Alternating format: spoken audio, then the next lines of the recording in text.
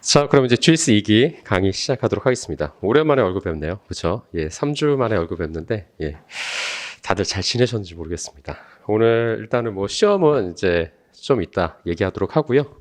오늘 이제 2기가 이제 새로 시작하니까 이제 저희 이제 OT를 간단하게 하고 이제 강의를 들어가도록 하겠습니다. 오늘 그 강의 객선 다 받으셨죠? 그렇죠? 자, 강의 객선 먼저 보고 이제 강의 시작하도록 하겠습니다.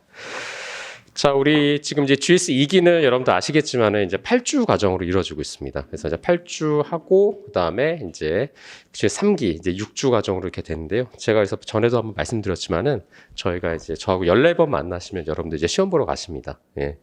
지금 어떻게 보면 한 4개월 조금 넘게 남았죠. 시험이. 저희가 이제 생각보다 이제 얼마 남지 않았어요. 그러니까 2기는 여러분들이 어떤 마음으로 시작하시면 되냐면 이제 그냥 실전이라 생각하시면 되고 1, 2기 동안 여러분들이 공부하셨던 거 하나하나씩 이제 테스트하는 시간으로 생각하시면 될 것 같습니다. 그래서 아마 뭐 여기 계신 분들 중에서 이제 동차로 준비하시는 분들도 있는데 이제 동차 준비하시는 분들이 조금 이제 버거울 수는 있어요. 왜냐하면은 1차도 이제 다음 달에 또 1차가 이제 시험이 치러지죠. 근데 올해 1차 시험이 작년하고 좀 제도가 바뀌어서 문제가 좀 늘어났기 때문에 사실 이 문제가 늘어났다는 걸 기본적으로 생각해 보면은 상식적으로만 생각해 봐도 작년보다는 변별력을 준다는 거예요. 그렇기 때문에 1차 난이도도 이제는 조금 올라가지 않을까 조심스럽게 이렇게 예상이 되는데 사실 뭐 실무에 합격하신 분들하고도 얘기 나눠봐도 사실 이거는 이제 노무사회에서도 이 시험 문제가 이제 시험 제도가 변경된다는 거 공지를 이미 다 받았었어요. 저희는 메일로 다 받은 상황이었는데 이제 그런 얘기를 좀 하다 보니까 대부분의 노무사님들이 다 그래요. 아무래도 이제 시험 제도가 변경하는 이유가 굳이 변경할 이유가 없는데 변경할 이유가 뭐겠어요, 사실. 그러니까 변별력 준다는 거잖아요, 사실은. 그렇기 때문에 이번에 1차 시험을 준비하신 분들은 조금 더 긴장을 하셔서 준비를 하셔야 될 그런 부분이라 볼 수 있고요. 그래서 1차 준비에도 소홀히 하시면 안 된다는 거. 일단 1차를 합격해야 2차를 우리가 시험 볼 수가 있잖아요. 그렇기 때문에 그 부분 여러분 좀 체크하시면 좋을 것 같고 일단 8주 과정으로 진행되면서 진도별로 시험이 이제 진행이 됩니다. 어차피 이제 내용은 그러니까 목차에 관한 내용들 아니면은 그 주차에 관한 내용들은 다음 장에 이제 나오는데요. 그때 구체적으로 좀 말씀드리고요.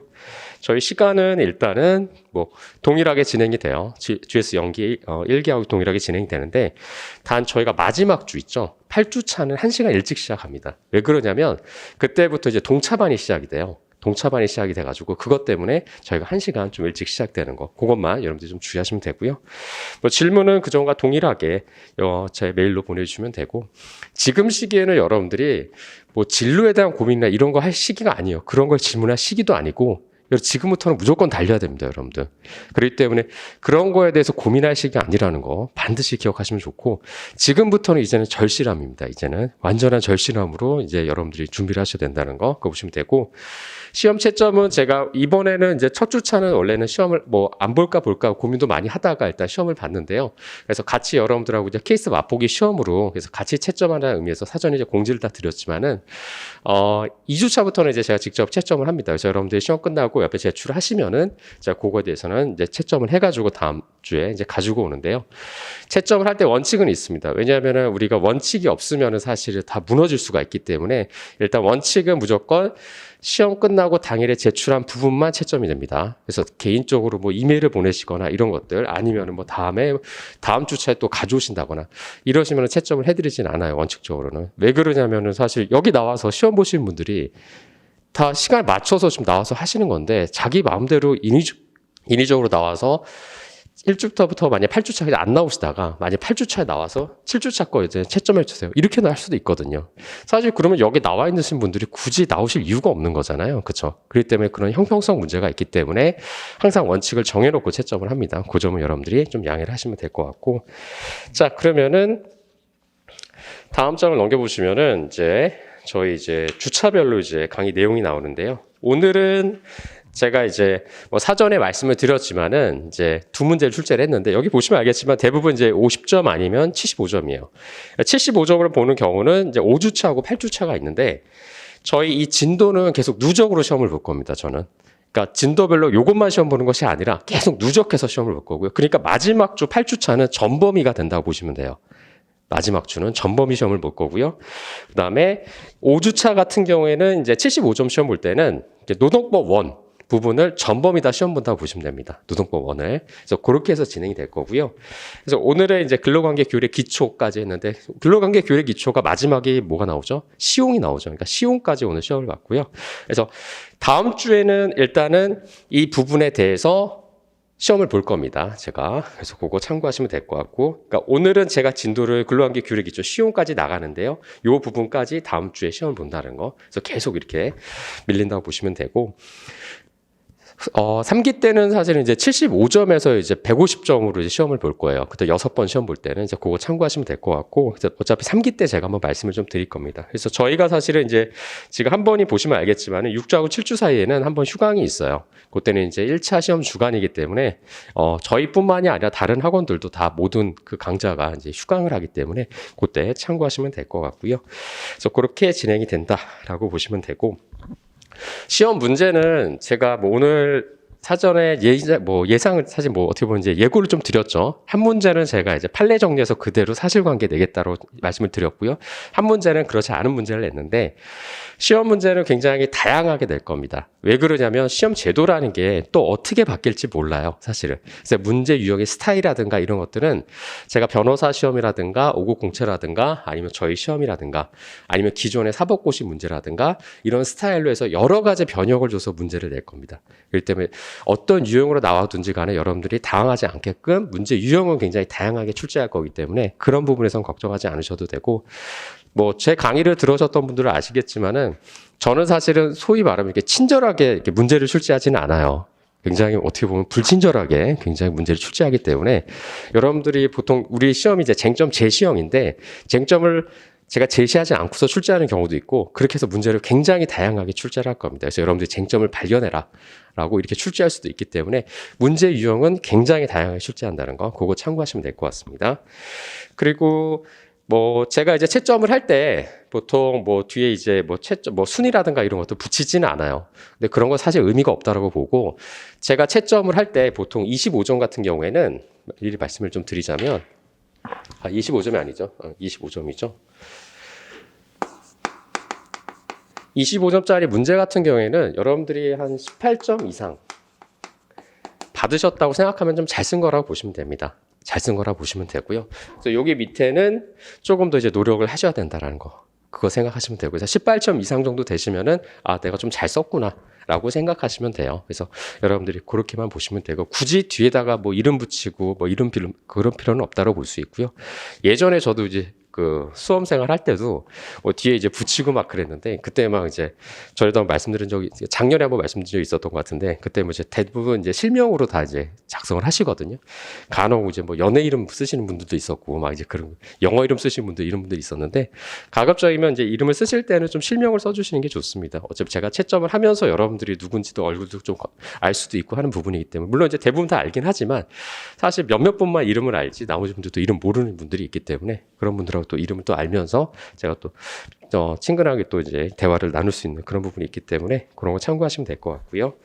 자, 그래서 일단은 시험에 대한 내용, 그 다음에 저희 강의에 대한 내용 이렇게 좀 정리를 해봤고요. 이 부분과 관련해서는 아마 이제 마지막 주차는 저희가 부당노동행위 부분을 미리 시험을 볼 겁니다. 왜냐하면 그 부분이 시험 보고 진도가 나가는 부분이기 때문에 그러면 부당노동행위 부분을 시험을 못 볼 수가 있잖아요. 사실 그래서 오늘 부당노동행위 부분 관련한 부분 문제를 하나 출제한 겁니다. 미리 한번.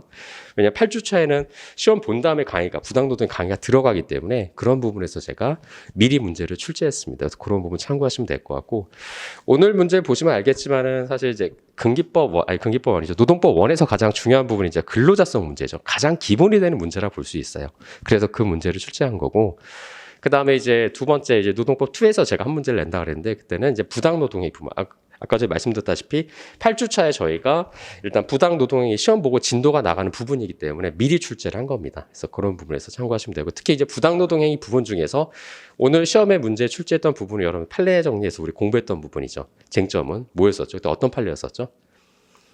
제주도의 이제 금남역의 운수 사건이었죠. 그죠? 비혈계약 관련해서 굉장히 중요한 판례라고 볼 수 있죠. 2019년도 판례. 그거를 쟁점 삼아서 이제 제가 시험을 봤던 부분이기 때문에 참고로 보시면 될 것 같습니다. 자, 그러면은 강의 계획은 이 정도로 하고요. 이제 어떻게 보면 아까 전에 제가 말씀드렸지만 이제 4개월 반 정도 남았어요. 사실 이제 앞으로 어떻게 여러분들이 강의 계획이 아니죠. 수험 계획을 짜고서 이제 준비하느냐에 따라서 여러분들의 이제 당락이 바뀐다 볼 수 있습니다. 그래서 지금은 어떻게 보면은 조금 이해 위주보다는 아무래도 이제 암기 위주로 여러분들이 좀 공부를 하셔야 될 거예요. 왜 그러냐면 이제 답안지를 작성을 해야 되기 때문에 일단 작성함에 있어서는 암기가 되어 있어야 되잖아요. 그렇죠? 그렇기 때문에 암기를 하시면서 또 이해되는 부분도 있어요. 그런 부분이 있기 때문에 지금은 조금 암기 비중을 좀 늘려서 하시는 것이 좋다고 볼 수 있고요. 어차피 우리 시험이라는 게 모든 시험도 다 마찬가지 기간이 정해져 있는 거예요. 그 기간 동안에 내가 효율적으로 공부하느냐, 즉 다독을 몇 번 하느냐에 따라서 또 달라지는 부분이 있습니다. 합격이라는 부분이. 그래서 그런 부분이 있기 때문에 남들보다 한 번 더 볼 수 있도록 하는 것이 또 중요하다고 볼 수 있어서 그런 부분에서 암기를 조금 더 비중을 높여가지고 하시는 게 좀 좋다라고 볼 수 있고요. 그래서 고민들이 굉장히 많으실 거예요. 지금 시기에서 이제 다음 주가 아니라 다음 달 또 1차 시험도 준비하신 분들도 있고 2차도 또 병행하셔 하신 분도 있는데 수험생들의 고민이 다 똑같다고 볼 수 있습니다. 1차생이나 2차생이나 동차생이나 유예생이나 다 똑같습니다. 다 똑같기 때문에 여러분들 혼자만 너무 불안해하지 마시고요. 다 수험생들의 마음은 다 똑같다라고 생각하시고 그렇게 조금 대범하게 수험생활 남은 기간 동안을 준비하시면 됩니다. 지금은 조금 이제 긴장이 되긴 시작하실 거예요. 왜냐하면 아무래도 연기나 1기 때는 시험을 보지 않고 이제 강의만 들으시는 기간이기 때문에 그때는 이렇게 긴장이 안 되는데 지금은 직접 이제 본인들이 답안지를 쓰시기 때문에 이제 시험이 다가왔구나라는 거는 피부로도 아마 느끼실 수 있는데 아마 3기 때 되면은 더 긴장이 될 겁니다. 그리고 3기 같은 경우에는 지금 2기는 8주로 진행되지만 3기는 6주밖에 안 되기 때문에 사실 6번 시험 보시고 이제 어떻게 보면 시험장 이제 가셔야 되는 거거든요. 그렇기 때문에 사실상 그때 더 긴장감이 들긴 하는데 지금부터 벌써 긴장하실 필요는 없다라는 거 그거 미리 좀 말씀을 드리고요.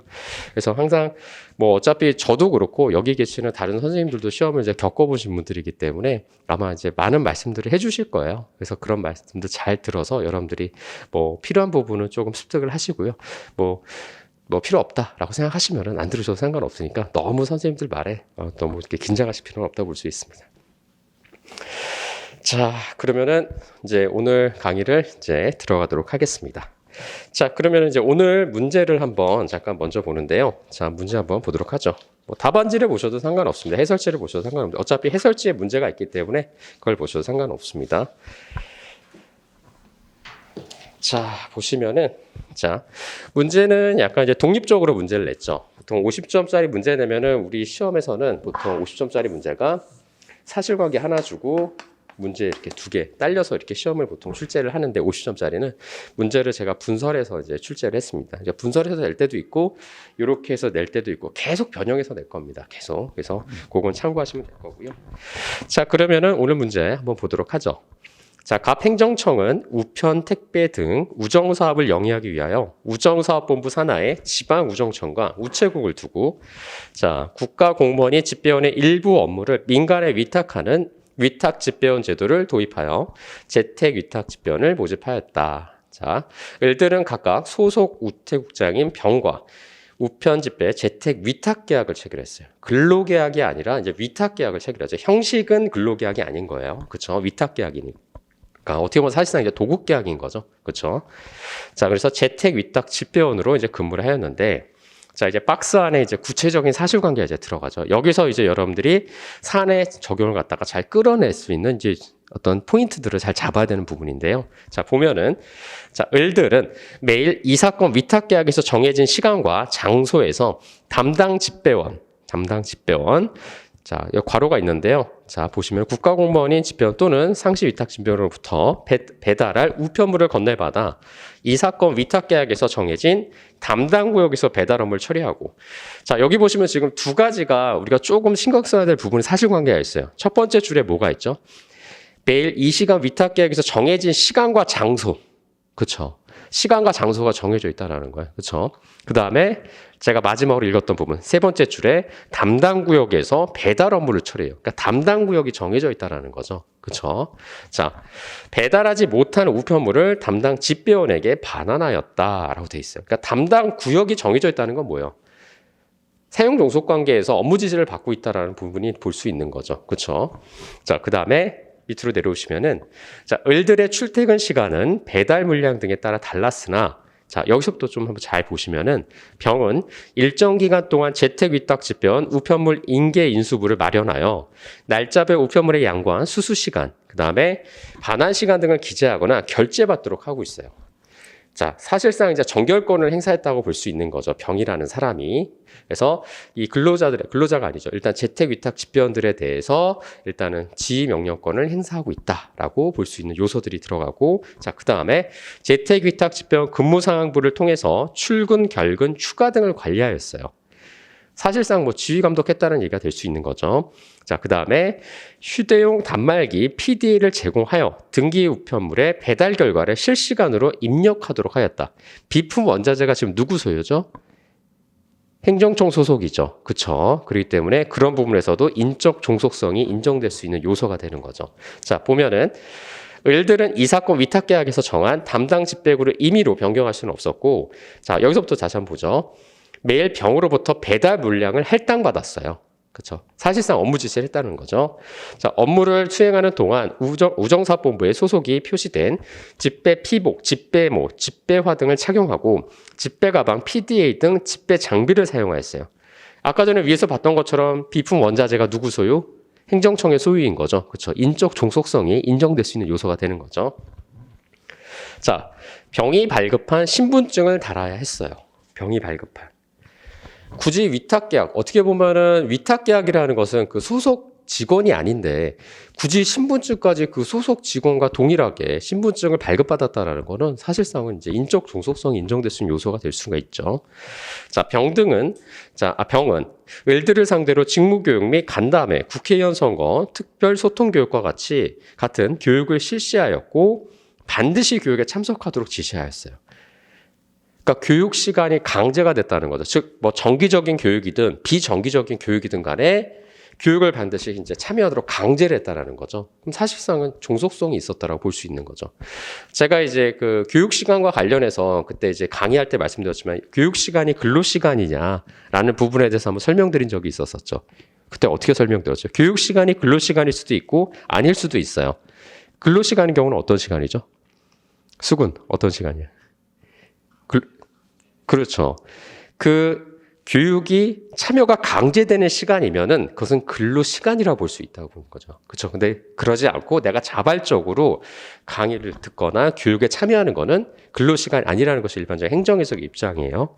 자, 보시면은 병은 우편물 배달 방법과 절차, 주의사항 등을 자세히 교육하였다. 그러니까 우편물 배달 방법과 절차, 주의사항 등 이게 뭐죠? 업무 내용에 대해서 교육을 시켰다는 거잖아요. 그렇죠. 위탁계약이면은 선량한 관리자주의에서 그 도급인으로서 역할을 해야 되는데 그게 아니라 업무 내용을 지시하고 교육시키고 하는 거는 사실 인적 종속성을 기반으로 할 수 있다고 볼 수 있는 거죠. 자, 그 다음에 을들은 병에게 위탁 수수료를 매월 말일 받았고, 자, 이렇게까지 위에서 인적 종속성이 인정되는데 형식은 위탁 수수료이지만 뭐겠어요? 사실상은 근로에 대한 대가라고 볼 수 있는 거죠. 이거 위탁 수수료는. 그렇죠? 자, 연장 및 휴일 근로 수당을 지급받았어요.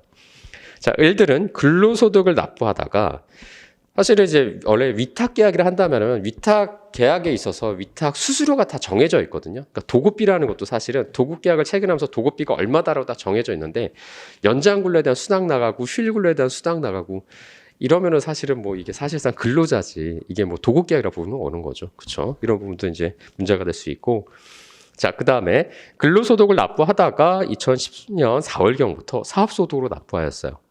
우리가 2006년도 이제 그 대법원 판례, 즉 하공강사 판례에서도 볼 수 있지만은 그 부차적인 요소로 크게 세 가지가 있었었죠. 뭐였었죠? 기본급이나 고정급이 정해져 있는지 유무라든가 근로소득세를 원천 징수하느냐, 그다음에 4대 보험에 가입한지 여부는 부차적인 요소라고 그랬는데 사업소득세를 납부했다는 이유만으로 근로자성이 부인되는 건 아니죠. 부차적인 요소이기 때문에. 자, 그리고 병은 을들에게 업무 성적과 관계없이 매년 12월에 각 50만 원씩 특별 보너스를 9년간 지급해 왔는데, 자, 별도 지급 규정은 없고요. 병은 특별한 이유 없이 일방적으로 2019년 4월부터 자, 특별 보너스를 지급하지 않았다라고 돼 있는데, 자, 밑으로 내려올게요. 재택 위탁 집배원인 을들은 병과 사용 종속 관계에서 근로를 제공하였다고 주장하며 갑 행정청을 상대로 해서 근로자 지위 확인 소송을 제기했는데 위 사안에서 을들의 주장은 타당하냐라고 이제 문제가 이제 나왔죠. 위 사안에서 을들의 주장이 타당하냐라고 했으니까 그럼 결론은 뭐야 돼요? 타당하다, 타당하지 않다 이렇게 쓰시면 되는 거예요. 그렇죠? 그렇기 때문에 그걸 이제 잘 보시면 되고 자 그러면은 한번 해설집 내용을 한번 보도록 하죠. 자, 여기서 쟁점은 여러분들이 아시겠지만은 쟁점은 일단은 근로자 지위 확인 소송을 제기했다라고 되어 있죠. 이 사람이 근로자냐 아니냐의 여부가 이제 문제가 될 수 있는 거예요. 사실 이 문제는 사실 어떻게 보면 쟁점을 다 주고 이제 시작을 하는 거죠. 그렇기 때문에 논점의 정리에서는 여러분들 쓰실 때는 여기 보시면 알겠지만은 좀 조문번호를 써주시는 게 좀 좋습니다. 그렇기 때문에 여기 세 번째 줄 보시면 알겠지만은 을들이 근로기준법 제2조 제1항 제1호에서 규정하고 있는 근로기준상 근로자에 해당하는지 여부가 이제 문제가 되는 거죠. 그렇죠? 그렇기 때문에 논점의 정리에서 즉 쟁점의 정리나 뭐 문제의 소재 이렇게 써도 상관은 없는데 여기에서는 여러분들이 일단 조문번호를 좀 써주시는 게 좋다라는 거 그거 좀 참고하시면 될 것 같고요. 자, 그 다음에 넘어가도록 하죠. 이 각 목차에 대한 배점은 제가 결론까지 한 다음에 말씀을 드릴 테니까 여러분들이 한번 채점해 보시기 바랍니다. 자, 두 번째 보시면 근로기준상 근로자성 여부에 대한 내용이 나와야 되겠죠. 그렇죠? 자, 첫 번째 근로자에 대한 의의가 나와야 됐고 2조 1항 1호에 관한 내용이 나와야 되겠죠.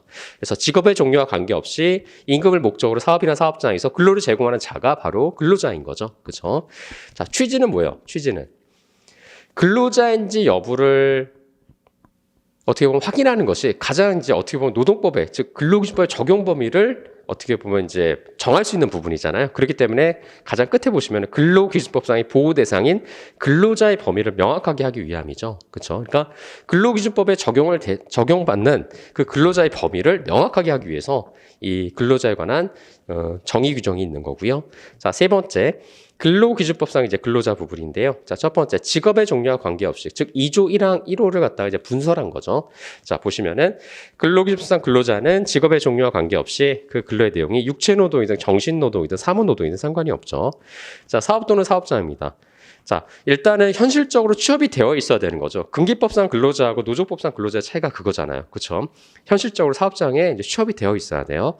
자, 근로기준법상 근로자는 사업 또는 사업장에서 근로를 제공해야 됩니다. 그래서 따라서 근기법상 근로자에 해당하기 위해서는 사업 또는 사업장에 근로를 제공해야 하는 바 사용자에게 현실적으로 고용이 되어 있는 취업자만이 대상이 된다고 볼 수가 있는 거죠. 자, 그다음 자, 세 번째 임금을 목적으로 근로를 제공. 자, 근로기준법상 근로자는 임금을 목적으로 근로를 제공하는 자여야 돼요. 그렇기 때문에 여기서 임금이라 하는 것은 가장 중요한 건 뭐죠? 근로의 대가성이죠. 그렇죠? 우리가 임금과 관련해서 우리가 다다음 주 아마 임금 파트 이제 들어가는데 임금이 크게 세 가지의 구성 요건을 가지고 있죠. 첫 번째가 뭐였었죠? 근로의 대가성이 있어야 되죠. 그렇죠? 그다음에 두 번째 뭐죠? 사용자가 지급해야 되죠. 그 다음 세 번째 뭐 있었죠? 그렇죠. 근로자가 수령해야 되죠. 근로자가. 사용자가 지급하고 근로자가 수령해야 돼요. 특히 중요한 부분. 근로자가 수령해야 될까 뭐죠? 직접불 원칙이 적용되는 거죠. 몇 조죠? 43조. 그렇죠. 직접불 원칙. 사용자가 지급을 해야 돼요. 그러니까 지급 주체는 누구인 거죠? 지급 주체인 거죠.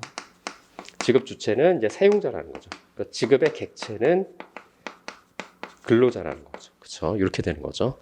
자, 그 다음에 자 보시면은 자 밑으로 한번 내려가 볼게요. 지급의 명목과 관계없이 근로의 대가로 지급한다. 그 다음에 그 밑에 줄. 그리고 현재 임금을 받고 있지 아니하더라도 근로계약 관계를 유지하고 있는 무급으로 휴직 중인 또는 정직 중인, 파업 중인 근로자도 근로기준법이 적용된다. 제가 전에도 한번 말씀드렸죠. 우리가 휴직 관련해서 인사 및 징계 파트에서 그때 말씀드렸었죠. 그렇죠. 휴직 중인 자라고 해서 4대 보험을 상실하지는 않잖아요. 그렇죠. 근로관계가 정지되어 있는 것 뿐이지 근로관계가 단절되는 건 아니기 때문에 당연히 근로기준법이 적용이 되는 거죠. 그렇죠. 자, 네 번째. 근로기준법상 근로자성 판단 기준. 가장 중요한 내용이죠. 그러니까 요 판례를 잘 쓰라는 내용이에요. 그렇죠. 자, 우리가 근로기준법상 근로자성 판단을 할 때 우리가 5가지 요소가 있었어요.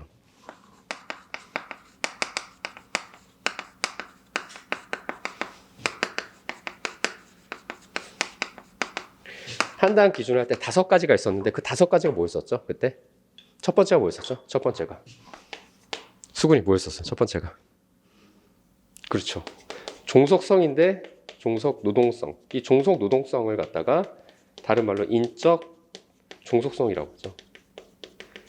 그 다음 두 번째 뭐 있었어요? 그렇죠. 보수가 근로의 대가는 거. 한 세 번째 정도 쓰죠. 보수의 근로 대가성.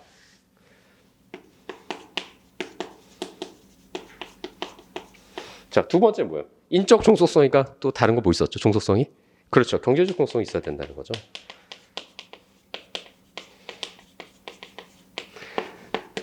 자, 네 번째 뭐가 있었었죠, 우리?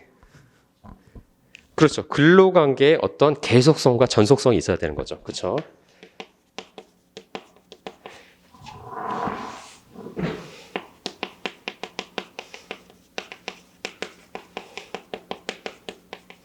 그 다음에 다섯 번째 뭐가 있죠?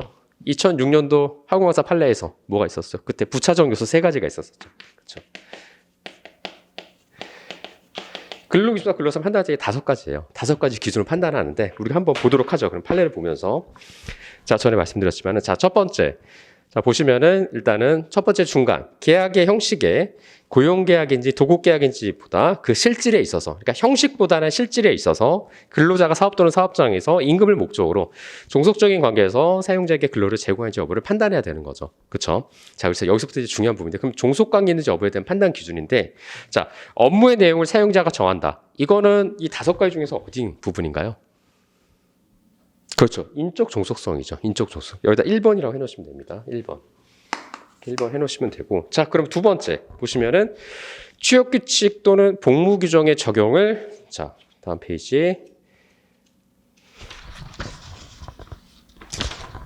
받으며. 자, 이거는 뭘까요? 그럼 이 다섯 가지 중에서. 뭐죠? 수급이 뭐야? 이 다섯 가지 중에서. 맞아요. 종속노동성. 그렇죠. 종속 노동성. 그렇죠. 인적 종속성에 관한 부분이죠. 그렇죠. 자, 그러면은 그다음에 업무 수행 과정에서 사용자가 상당한 지위 감독한다. 이건 몇 번이죠? 예, 1번이죠. 그렇죠. 종속 노동성이에요. 이것도 인적 종속성이죠. 그렇죠. 자, 그럼 사용자가 근무 시간과 근무 장소를 지정하고 근로자 이에 구속당하느냐? 이것도 뭐예요? 인적 종속성이죠. 그렇죠. 1번. 자, 그러면 이제 노무 제공자가 스스로 비품 원자재나 작업도구를 소유하거나 이건 뭘까요? 경제적 종속성이죠. 그렇죠. 2번이 되는 거죠. 요거는. 자, 그다음에 제3자를 고용하여 업무를 대행하게 하는 등 독립하여 자신의 계산으로 사업을 영위할 수 있는지 여부. 자, 이거는 뭐죠? 이것도 경제적 종속성이죠. 요거 관련해서는 우리가 그 노조법상 근로자 할 때 많이 나오잖아요. 그렇죠. 근로성 판단하는 그 판례에서 재능교육 판례에서도 요거 비슷한 내용이 나오죠. 자, 그다음에 노무 제공을 통한 이윤의 창출과 손실의 초래 등 위험을 스스로 안고 있는지. 자, 이거는 무슨 종속성이죠? 이것도 경제적 종속성이죠. 그렇죠. 2번이 되는 거죠. 자, 그다음에 보수의 성격이 근로 자체의 대상적 성격인지. 몇 번이에요? 3번이 되겠죠. 보수의 근로대가성이니까 그거는. 자, 그다음에 기본급이나 고정급이 정해져 있는지.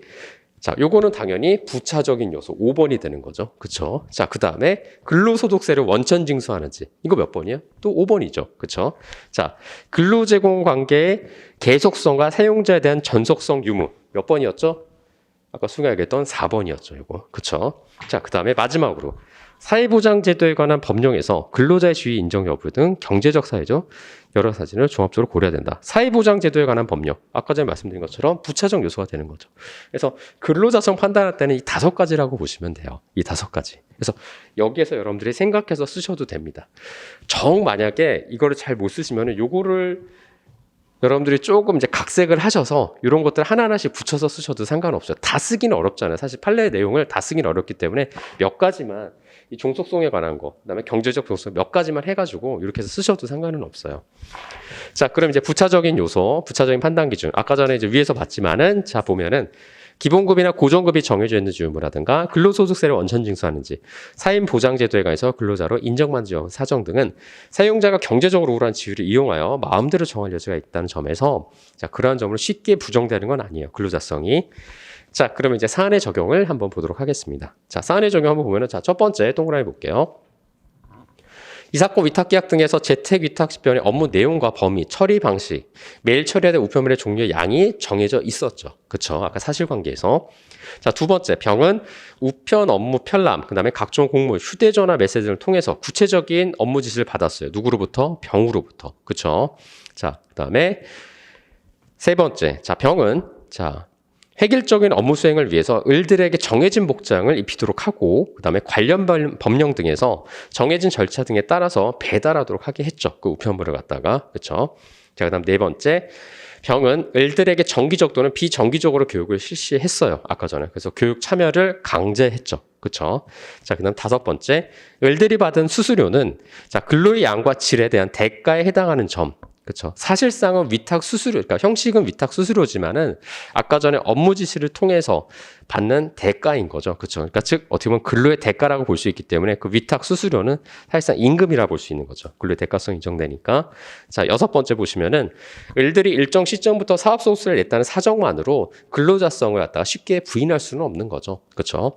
자, 그렇기 때문에 자, 을들은 병과 사용종속 관계에서 근로를 제공하였다고 볼 수 있는 바, 자, 을들은 근로기준법 제2조 1항 제1호의 근로자에 해당한다고 할 것이다라고 돼 있죠. 그래서 이제 결론을 보시면은 자, 따라서 을들의 주장은 이제 타당하다라고 볼 수 있는 거죠. 그래서 이렇게 쓰시면 돼요. 굳이 뭐 결론을 구구절절 장황하게 쓸 필요는 없고요. 위 문제에 대해서 타당하냐 안 하냐 그러면은 타당하다, 타당하지 않다. 그것만 쓰셔도 상관은 없어요. 그래서 뭐 여기 내용에 만약에 뭐 위에 여기 보시면은 을들이 사용종속 관계에서 근로를 제공하였다고 볼 수 있는 바 따라서 을들은 근기법 제2조 1항 제1호의 근로자에 해당한다. 그래서 따라서 뭐 을들의 주장은 타당하다고 할 것이다. 이렇게 써도 상관은 없는데 그렇게 쓸 시간이 아마 없을 거예요, 여러분들. 그렇기 때문에 문제에서 물어보는 것만 결론에 써주셔도 상관없습니다. 그래서 그렇게 보시면 되고. 자, 이 문제를 보시면은 지금 네 가지 목차가 있는데요. 사실상 여긴 논점의 정리. 그 다음에 여긴 사실상 이제 이론 부분이죠. 이론 쓰는 부분. 그 다음에 사안의 적용. 그 다음에 이제 결론으로 되어 있는데 이 부분에 대해 배점은 어떻게 하냐면 3점이 들어갈 겁니다. 여기는 3점이 들어가고요. 그 다음에 이론 부분 10점, 사안의 적용 10점, 그 다음에 결론은 2점 이렇게 들어갑니다. 이렇게. 그러니까 결론이 틀리면은 이제 1점만 나갈 수가 있어요. 결론이 틀리면. 근데 사실상 가장 중요한 건 뭐죠? 이론하고 사안의 적용이에요. 이론하고 사안의 적용. 그러니까 사실 여기서 쟁점 못 잡으면은 이게 다 엉망이 돼버립니다. 그러니까. 근데 이 이론에서 이제 논점의 정리를 잘 잡아야 되겠죠. 이론이 아니라 이제 논점의 정리를 처음부터 이제 쟁점을 잘 잡아야 되겠죠. 그거 참고하시면 될 것 같고요. 자, 그러면은 그 다음 문제로 넘어가도록 하겠습니다. 유니온샵 관련해서는 뭐 2019년도 이 판례가 거의 사실상 유일한 최근 판례라고 볼 수 있기 때문에 아마 뭐 수원가에서 제가 전에 강의할 때도 말씀드렸지만은 이론 강의할 때 말씀드렸지만은 수원가에서 자주 출제되는 문제 중에 하나예요. 쟁점 중에 하나예요. 그래서 그걸 조금 각색을 해가지고 이제 쟁점을 그거에 맞춰서 제가 문제를 이제 사실관계를 만든 부분인데 이 금남역의 운수 사건은 여러분들 꼭 반드시 기억해야 될 판례 중에 하나입니다. 그렇기 때문에 그건 꼭 여러분들 조금 주의를 기울이시면 좋을 것 같고요. 자, 보면은 사실관계를 한번 보도록 하겠습니다. 자, 갑회사는 식품 제조업을 주된 사업으로 하고 있으며 근로자 약 200명을 고용하고 있다. 보통 이제 어떤 사업을 하고 있고 뭐 근로자 몇 명 이런 것들은 제가 이제 거의 자문하는 회사들 문제를 만들다 보면 그걸 이제 생각해가지고 보통 이렇게 만들고 있습니다. 그러니까 참고로 그냥 보시면 될 것 같고, 자, 갑회사에는 근로자의 3분의 2 이상이 가입한 을 노동조합과 병 노동조합이 이제 조직되어 있어요. 그러니까 을 노동조합이 뭐예요? 3분의 2 이상이 지금 가입되어 있다라는 거죠. 그 사업장에. 그렇죠? 과반수 노조라는 거예요. 자, 갑회사와 을 노동조합은 2023년 1월경에 단체 교섭을 진행하여 유니온샵을 포함하는 내용의 단체 협약을 체결하였어요. 자, 여기서부터 이제 여러분들 잘 보셔야 되겠죠. 자, 단체 협약 체결 이후인 2024년 3월경에 근로자 정은 갑회사에 입사를 하였는데 을 노동조합에 가입하거나 탈퇴하는 등의 절차를 거치지 않고, 자, 여기서부터 이제 문제의 시작이 되는 거죠. 자, 병 노동조합에 가입을 하였어요. 그러니까 유니온샵 규정에도 불구하고 지배적 노동조합에 가입하지 않고 소수 노조에 가입을 한 거죠. 그렇죠. 여기서부터 이제 논점이 이제 하나가 이제 생기게 되는 거죠. 쟁점이. 자, 이에 갑회사는 단체협약에 근거하여 근로자 정을 해고하였어요. 자, 유니온샵 조항에 이제 위배됐다라고 봐서 해고를 한 거죠. 자, 갑회사로부터 해고를 당한 근로자 정은 2023년 4월경에 충남지방노동에 구제 신청을 제기하였어요. 제가 최근에 충남지방노동을 갔다 왔거든요. 그래가지고 생각나서 이거 충남지방노동이라고 해놨습니다. 자, 위 사안에서 근로자 정의 청구는 타당하냐? 그러니까 결론은 뭐예요? 정의 청구가 타당하다, 타당하지 않다 이렇게 쓰시면 되는 거죠. 그렇죠? 자, 여기 보시면은 갑회사가 을 노동조합이 체결한 단체협약은 적법하다라고 라고 되어 있어요. 그러니까 단체협약의 위법성 여부는 논하지 말라라는 거예요. 그렇죠? 그다음에 요 괄호 부분들을 여러분들이 잘 보셔야 됩니다. 괄호 부분들을. 괄호에서 주는 것들이 하지 말라는 내용들이 대부분이에요. 근데 그거에 관한 내용을 쓰면은 어떻게 되겠어요? 여러분들 다 답안지를 완성할 수가 없어요. 그리고 그런 걸로 써봤자 점수가 나가지는 않습니다. 그렇기 때문에 이 괄호 부분을 잘 보시기 바랍니다. 항상. 자, 보면은 이제 논점의 정리인데요. 여러분들 아시겠지만은 이게 이제 금남여기 운수 사건에서 지배적 노동조합에 가입하지 않고 소수 노조합에 가입한 이런 부분에 대해서 사용자의 해고 처분이 정당하냐라는 것이 이제 쟁점이 되는 부분이죠. 그렇죠? 그래서 여기 보면 이제 논점의 정리에서 그런 부분이 나와야 되는데, 자, 두 번째 줄 중간부터 볼게요.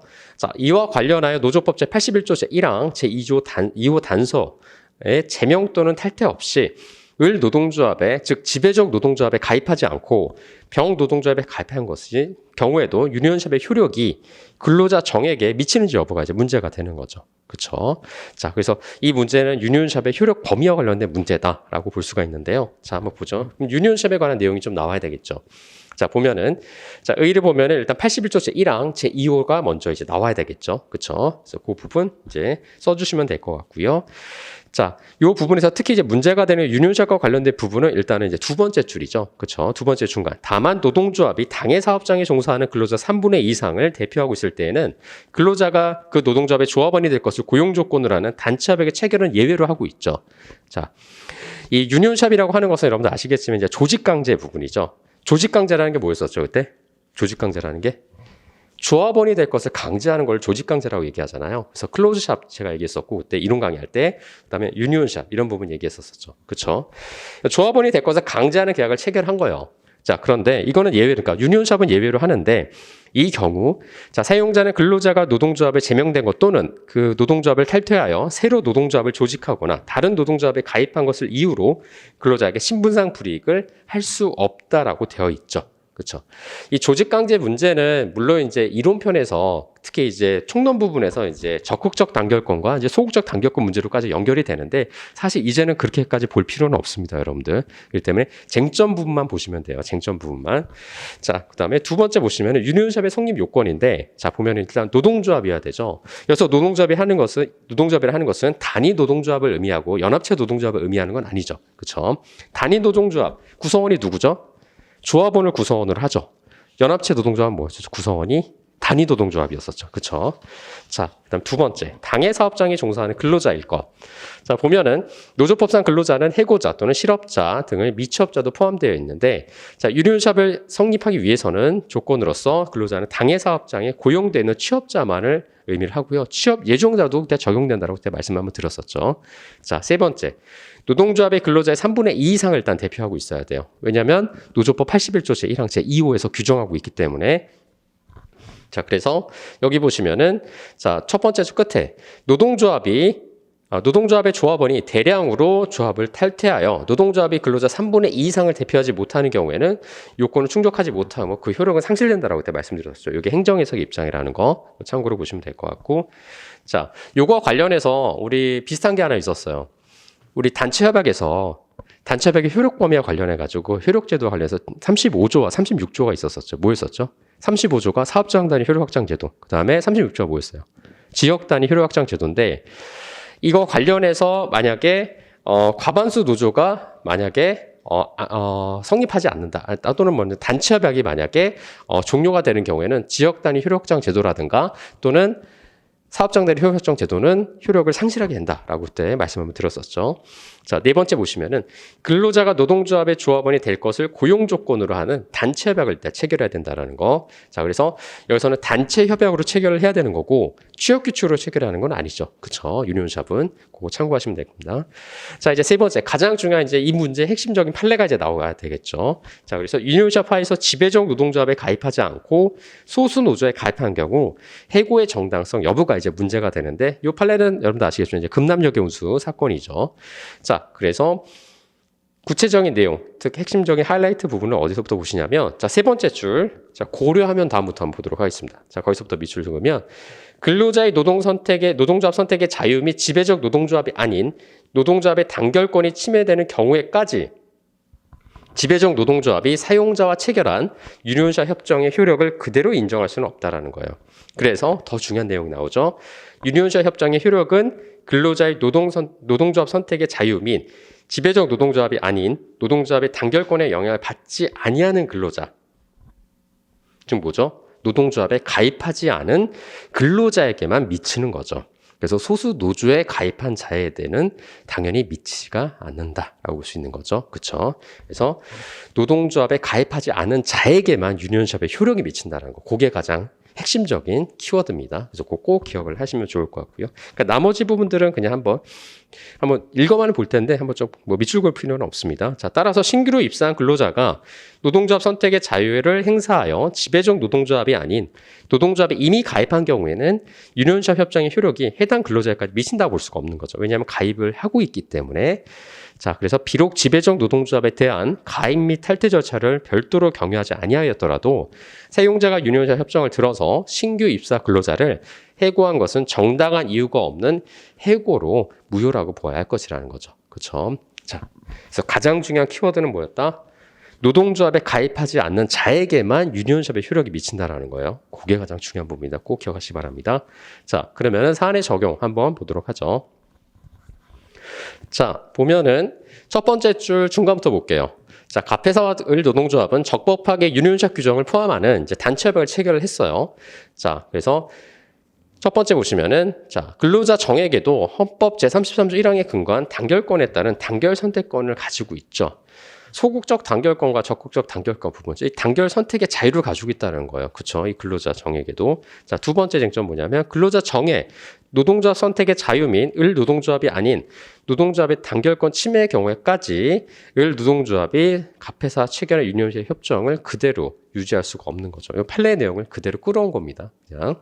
자, 그 다음 세 번째 보시면은, 자, 근로자 정은 갑회사의 소수 노동조합인, 자, 병노동조합에 가입을 하고 있죠. 그렇기 때문에, 아까 전에 위에서 봤지만은, 노동조합에 가입하지 않는 근로자에게만 미치는 거지, 이렇게 가입한 근로자에게는 미치지 않는다라는 거. 그래서 이와 같은 점들을 종합적으로 고려해 볼 때, 자, 근로자 정이 병노동조합에 가입한 이상, 유니온샵 규정의 효력이 근로자 정에게까지 미친다고 볼 수 없는 바, 자, 갑회사가 단체협약사 유니온샵 규정을 들어서 근로자 정을 해고한 것은 정당한 이유가 없는 해고로 무효로 보아야 한다는 거죠. 그렇죠? 자, 그래서 결론 부분 보시면은 자, 따라서 근로자 정의 청구는 당연히 이제 타당하다고 할 것인 거죠. 그렇죠? 자, 그럼 이렇게 하면 이제 답이 완성이 됩니다. 자, 이 문제도 굉장히 조금 목차가 딱 4가지로 이제 구성이 되어 있는데 배점은 이거하고 동일합니다. 논점의 정리는 3점이고요. 그럼 이론 10점, 사내 적용 10점, 그 다음에 결론 2점 이렇게 채점을 할 겁니다. 그래서 요 배점 비중은 문제에 따라서 달라집니다. 문제에 따라서. 그래서 제가 이제 여러분들하고 항상 이제 시험 보고 난 다음에 같이 문제 풀이 할 때 배점이 어떻게 될 겁니다라고 이제 말씀을 드릴 거예요. 그래서 이런 부분이 목차가 나눠지는 경우도 있고, 그래서 목차가 더 늘어나는 경우들도 있어요. 그렇기 때문에 문제에 따라서 배점이 달라질 수밖에 없다라는 거, 그거 참고하시면 될 것 같고요. 그래서 가장 중요한 부분은 이 두 부분이라 보시면 돼요. 이 두 부분. 이 부분은 사실 이제 암기가 돼야 되는 거죠. 암기가 돼야 되는 거. 이 부분은 사안을 잘 끌어와야 되는 부분이야, 사안을. 그래서 이 부분 참고해서 여러분들이 좀 보시면 될 것 같습니다. 간혹 여러분들이 답안지를 쓰시다 보면 정신이 없어가지고 정작 잘 써놓고 정답이 아니죠. 결론을 딴 얘기로 이제 쓰시는 분들이 종종 있어요. 그런 부분도 있고, 아니면은 용어를 가끔 가다가 이제 착각을 해가지고 다르게 쓰신 부분. 어떤 부분이 있었냐면 예전에 우리가 쟁의행위라고 하는데 계속 쟁위행위 이렇게 쓰신 분들이 있더라고요. 답안지 쓰다 보면 자기도 모르게 그렇게 써지게 돼요. 정신이 없다 보니까. 그런 어떤 작은 부분 하나도 굉장히 좀 조심하셔야 됩니다. 왜냐하면 많은 답안지를 채점하는 거기 때문에 그런 거 작은 거 하나로 마이너스 감점이 될 수 있는 요소들이 있을 수가 있거든요. 그러니까 작은 부분까지 여러분들이 조금 신경 쓰는 게, 그런 연습을 하는 게 사실 지금 과정이거든요. 그러니까 그런 부분들을 여러분이 참고하시면 되고요. 어차피 저희 시험이 0.001점 차로도 떨어질 수 있는 거예요. 왜냐하면 전에도 말씀드렸지만은 커트라인에 가장 많은 인원이 붙어 있기 때문에 사실 그런 용어 하나로 떨어질 수도 있습니다. 그런 걸로 감점을 당해가지고. 그렇기 때문에 그런 부분에서 항상 여러분들이 좀 조심해야 된다라고 말씀드릴 수 있을 것 같고요. 지금은 실수해도 상관없어요. 괜찮아요. 지금은. 어차피 이 시험 문제라는 게, 모의고사 문제라는 게 난이도를 높였다가 낮췄다가 제가 계속 그럴 거기 때문에 어떤 주는 잘 볼 수도 있고 어떤 주는 못 볼 수도 있어요. 오늘 같은 경우에도 한 문제는 잘 썼는데 두 번째 문제 못 쓸 수도 있고. 근데 그런 거에 일일비할 필요는 없습니다. 지금은 괜찮아요. 지금은 실수해도 괜찮고 그런데 정작 중요한 건 뭐죠? 시험날 실수하면 안 되는 거예요. 그렇기 때문에 지금은 실수해도 괜찮아요. 그래서 그런 거에 절대 일일비 하실 필요 없고. 왜냐하면 수험생들, 저희 때도 그랬지만은 점수 잘 나오면 분이 좀 우쭐하고 막 이런 분들이 좀 있어요. 근데 그거 아무 의미 없어요. 아무 의미 없다라는 거. 모의고사 때 1등 하던 분이 떨어진 분들도 많아요. 많기 때문에 그건 아무 의미 없습니다. 정작 시험날 잘 봐야 되는 게 중요한 거예요. 평소에 잘 보다가 시험날 못 보면 뭐 아무 의미가 없는 거죠. 그렇기 때문에 여러분들이 뭐 시험 문제나 뭐 이런 부분 아니면 제가 채점을 해서 이제 뭐 점수를 드릴 때 그런 부분에서 여러분들이 이제 창피하거나 그럴 필요 전혀 없습니다. 오히려 지금 저한테 가혹하게 예쁨 받는 게 나아요. 지금 오히려 그게 낫다라고 볼 수 있으니까 절대 그런 부분에서 창피하거나 그럴 필요는 없습니다. 그래서 답안지는 여러분들 아까 말씀드린 것처럼 가급적이면 꼭 쓰세요. 그거 무조건 와서 책을 보고 쓰시든지 하여튼 무조건 쓰시는 게 중요합니다. 이 시간에 와서 시험 시간에 맞춰서 여러분들 시험 환경에 조성이 돼서 그런 분위기에서 쓰시는 게 좋지 혼자 쓰시게 되면 잘 안 써지게 돼요. 그렇기 때문에 항상 오셔서 여러분들이 뭐 부득이하게 못 오시는 날은 어쩔 수가 없죠. 어떤 사정이 생겨서 그런 거 아닌 이상에는 시험장에죠. 강의실에 오셔서 그 시간에 맞춰서 시험 문제를 써보시는 게 굉장히 중요합니다. 뭐 정작 만약에 못 나오시는 분들 같은 경우에는 시간을 재서 보통 이제 타이머 같은 거 있잖아요. 타이머 재가지고 시간에 맞춰서 쓰시는 것도 굉장히 그런 좋은 연습이 될 수는 있어요. 그러니까 그런 것도 참고하시면 되고요. 어차피 뭐 못 나오신 분들이 어쩔 수 없는 거니까 그거는 뭐 제가 뭐 강제할 수 있는 부분이 아니기 때문에 그런 것도 참고하시면 되고요. 그다음에 이제 답안지 쓰실 때는 뭐 다들 아시겠지만은 이제 시험지 실제 시험장에서 쓰는 시험지로 쓰시는 연습을 계속 하시는 게 좋습니다. 그래서 펜도 여러분들 뭐 여러 가지 펜 많이 써보시는데요. 자기한테 맞는 펜을 쓰시는 게 굉장히 중요해요. 그렇기 때문에 여러 가지 펜, 뭐 여기 문구점 가가지고 여러 가지 펜 한번 다 한번 써보세요. 그래서 자기한테 잘 맞는 펜들이 있습니다. 저도 이제 보통 한 3-4개 펜 여러 개 써보다가 한 펜으로 딱 정해가지고 계속 그것만 썼거든요. 이 때문에 손에 익숙해지는 것도 굉장히 중요하다고 볼 수 있기 때문에 그런 부분들이 좀 중요하고요. 시험 시간, 그러니까 모의고사 볼 때도 실제 시험이라 생각하셔서 실제 실적이라 생각하셔서 보는 마음가짐이 가장 중요합니다. 왜냐면 지금은 뭐 그냥 연습하고 나중에 실제 시험 가서 그렇게 쓰면 되겠지 이렇게 하면은 사실 그렇게 써지지가 않아요. 근데 지금부터라도 남들보다 한 번 더 쓰시는 게 더 중요하다 볼 수 있습니다. 그래서 그런 마음가짐 하시면 될 것 같고요. 자, 그래서 오늘 문제는 이제 이렇게 마무리를 하는데요. 다음 시간에도 일단 뭐 벌써 끝난 건 아닌데 다음 시간에도 이렇게 문제를 2문제 출제를 할 겁니다. 그래서 뭐 다음 주는 여러분들 아시겠지만은 오늘 배운 데 진도까지, 그러니까 근로관계 규율의 기초까지 이제 시험을 보고요. 그래서 아마 여기가 시용까지일 거예요. 시용. 네, 시용까지고 그 다음부터 이제 다음 주는 이제 취업 끝이 임금, 근로시간 휴식 이렇게 돼 있는데 계속 이제 누적이라는 거 아까 사전에 다 말씀드렸죠. 계속 누적해서 시험을 볼 거니까 참고해서 보시면 되고요. 자, 그러면은 일단 우리가 이제 지금 시간이 좀 다 돼서 일단은 잠깐 쉬었다가 이제 강의를 시작을 하는데요. 아마 여러분들 이제 답안지 쓰시다 보면은 굉장히 좀 피곤하실 거예요.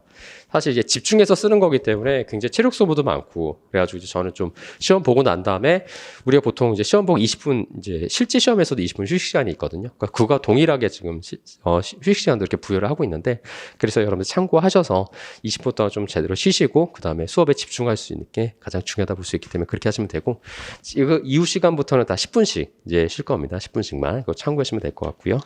자, 그러면은 이제 첫 번째 시간은 여기서 마무리하도록 하고요. 이제 10분 쉬었다가 이제 두 번째 시간에 또 뵙도록 하겠습니다. 잠깐 쉬도록 하겠습니다.